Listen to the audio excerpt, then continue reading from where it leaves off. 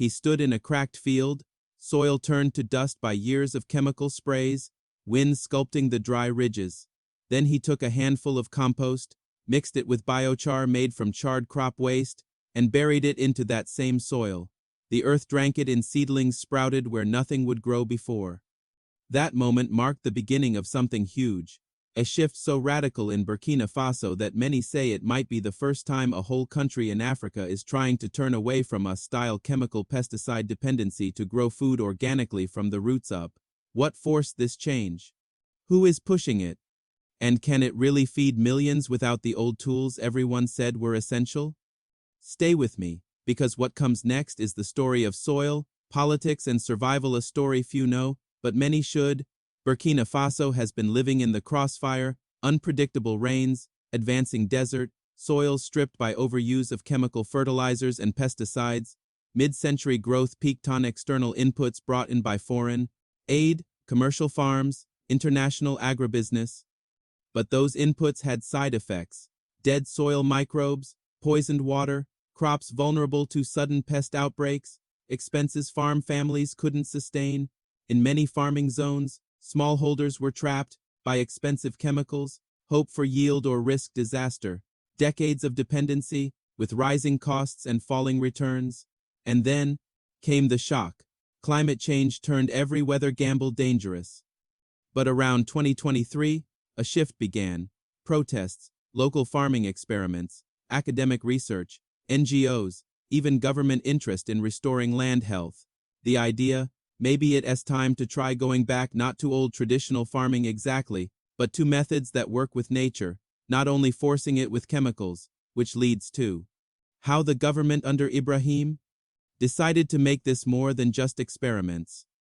When Captain Ibrahim came to power in late 2022, many expected continuity of prior promise, but what emerged has been more ambitious. In southwestern Burkina Faso, Satiri commune has become a testing ground. There, farmers have been part of research trials using biochar charcoal made from burned crop waste in low oxygen conditions and dolomite, a natural mineral that reduces soil acidity and adds calcium or magnesium. These experiments yielded surprising results. Soils held more water, nutrients were more available, yields of cereals rose, and the usual lean season when granaries run low before harvest shrank. Another key experiment, soil values, a program involving IFT, Senvi, Cypher iCraft and others, promoting integrated soil fertility management. Agroforestry, restoring degraded agroforestry parks. These trials also aim at reducing or avoiding chemical pesticides, using biological pest control, encouraging local biodiversity, using crop mixtures which naturally reduce pest pressures, but there are trade-offs. Knowledge-intensive work, upfront labor, sometimes lower yields in first years, and challenging logistics of scaling without external support. Scaling is where most organic or green promises break. As government appears aware of that. First, there are efforts to reward and show model farmers.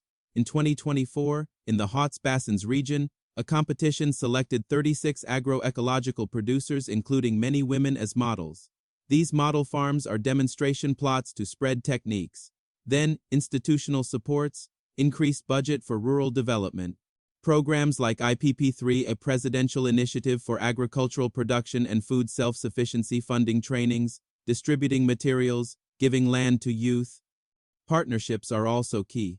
NGOs Self-Help Africa, IFT, GIZ, Wagoning On, etc. collaborating with government to supply technical knowledge, help with distribution of organic soil enhancers, agroforestry seedlings, training and sometimes seed systems.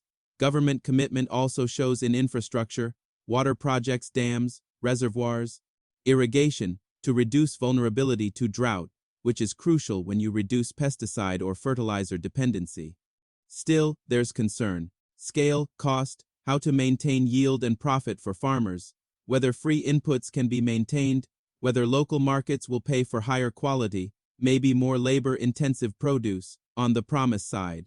In areas using biochar plus dolomite, increases in cereal output, shorter lean seasons, improved soil health. Water retention, less erosion in agroforestry experiments. Rise in millet, rice, tomato production in some zones. Farmers report less need to buy costly chemicals, though precise nationwide stats are still emerging. On the pitfalls and challenges side, upfront cost of labor and training is high.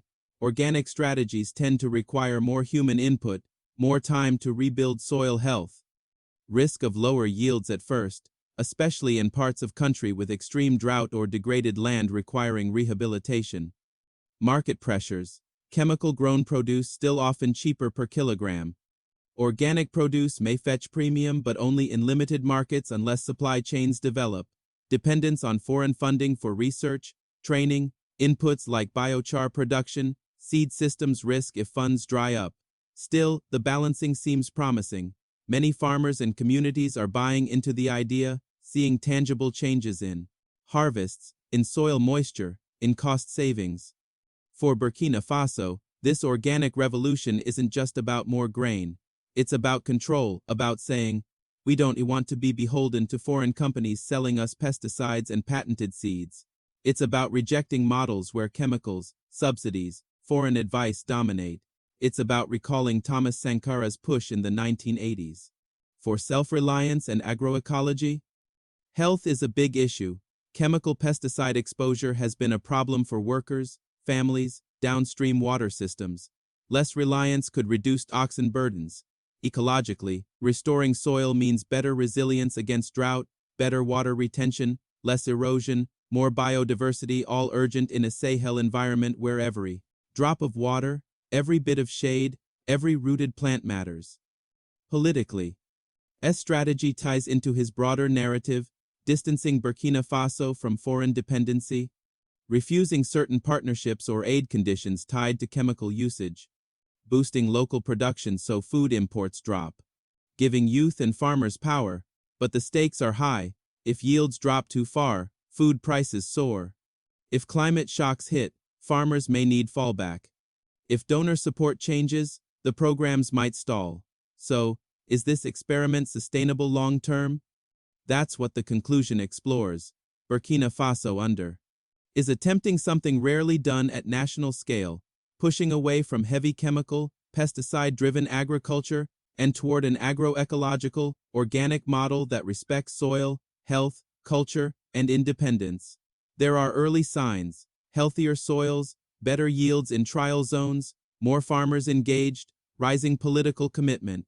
But there are also real dangers: scaling, maintaining yields, ensuring market access, keeping programs funded. If Burkina Faso pulls this off, it could offer a blueprint for many countries across Africa and beyond. A country can feed itself not just by importing inputs, but by reviving its soil, protecting its people, shaping its future. This is more than a farming story.